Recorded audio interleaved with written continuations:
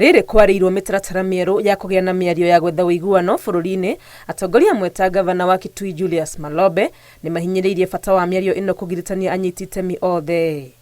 Sisi sote tunataka kitu kimoja, na nasikia nchi yote ni kama inasema namna hiyo. Pawe mazungumzo ambao are not just restricted to parliament.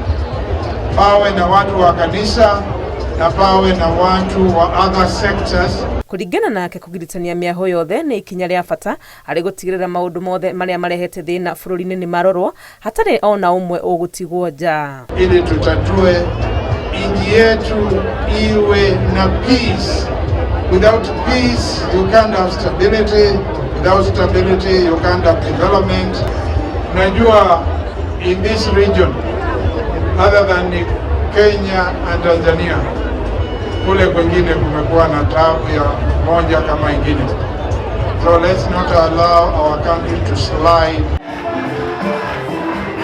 Kaunti-inĩ ya Machakos na kuo mũnini wa Ngabana Francis Mwangangi nĩ orĩtie atongoria a kanitha kũrũgama ithenya-inĩ rĩao harĩ kũhoera bũrũri rĩrĩ kuonekete dalili cia gũcokia thayũ. Wengine wameingilia, kuna dalili za watu kuzungumza, lakini ningeomba sana kwa sababu sasa upande wa serikali umeongea, upande wa huu mwingine umeongea. Sasa ni wakati wa kanisa kuokoa hao wananchi. Ni vizuri na viongozi wetu wasikize na wasikize kanisa inasema nini. Mwangangi athiĩte na mbere kuga thogothogo iria ikoretwo bũrũri-inĩ nĩ ũndũ ũrarehe gĩconoko na gũthũkia mbica ya Kenya na gũtũma bũrũri ũrũ nĩ mĩeke ya wonjoria kuma kũrĩ aigithia a nanja. Kenya for a long time tumejulikana kama watu wa amani, lakini saa hii yale mambo yanaendelea si sawa sawa.